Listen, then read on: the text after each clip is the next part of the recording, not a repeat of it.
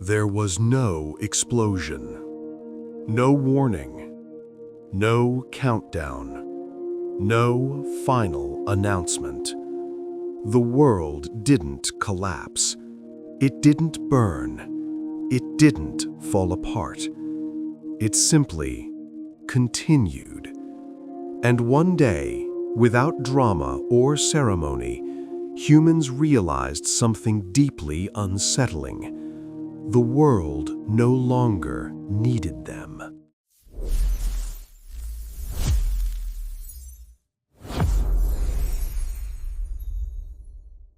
For most of history, humans believed they were indispensable. They believed progress required human hands, that decisions required human judgment, that creativity, empathy, and leadership were uniquely human traits. Civilizations were built on this belief. From fire to agriculture, from writing to machines, every tool was created to extend human capability. Technology was never meant to replace us, it was meant to assist us. At least, that's what we told ourselves. But history has a pattern humans often ignore. Every tool begins as support, then becomes optimization, and eventually replacement. At first, machines handled physical labor. They lifted what humans could not. They worked longer. They worked faster. Factories grew. Cities expanded. Humans moved upward, away from manual effort, toward planning and thinking. Then machines learned precision. They performed tasks with fewer errors, with perfect repetition, with no fatigue. Manufacturing changed. Medicine changed. Transportation changed. Still, humans believed their minds were untouchable. Creativity, judgment, intuition, those belonged to us, until they didn't. Algorithms began diagnosing diseases with higher accuracy than doctors. Systems predicted market behavior better than experienced traders.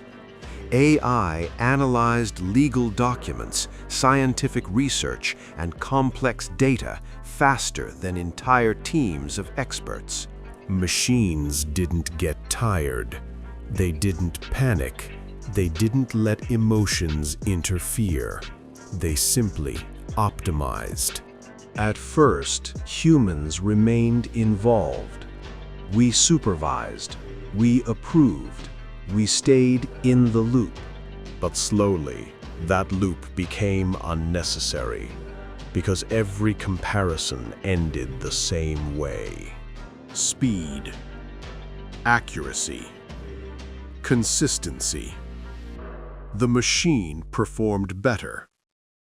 Not once, not occasionally, consistently. And the shift didn't feel like defeat. It felt like convenience. Why drive when a system can do it safer? Why decide when data predicts better outcomes? Why create when algorithms generate endless variations? The world didn't force humans out. Humans stepped aside. Hospitals trusted systems that never forgot a symptom. Cities trusted traffic algorithms that never caused congestion. Governments trusted simulations over debate. Efficiency became the new morality. If something worked better without humans, it was considered progress. And slowly, human presence became optional, not forbidden, not removed, just unnecessary. Cities ran without workers, warehouses without staff, vehicles without drivers. Knowledge expanded without teachers. Art was generated without artists. Music composed without musicians. Stories written without storytellers. Humans were still alive, still watching, but no longer essential. This moment did not arrive with violence or rebellion. There were no protests against machines, because nothing was taken by force. It was given up willingly, and that is what made it terrifying. The real shift was not technological. It was psychological, because when humans stopped being needed, they faced a question they had never prepared for. If we are no longer necessary, who are we? For centuries, human identity was built on usefulness. We worked, we produced, we decided. Our value was measured by contribution. But when contribution became obsolete, meaning began to erode. What is a human in a world that does not require humans? This story is not about extinction. Humans did not disappear. They became irrelevant. And irrelevance is far more unsettling than destruction, because extinction ends the story. Irrelevance lets it continue without you. Perhaps the greatest illusion was never that machines would become human. It was that humans would always be needed. But the world does not care about identity. It cares about results. And when the results were better without us, the transition was inevitable.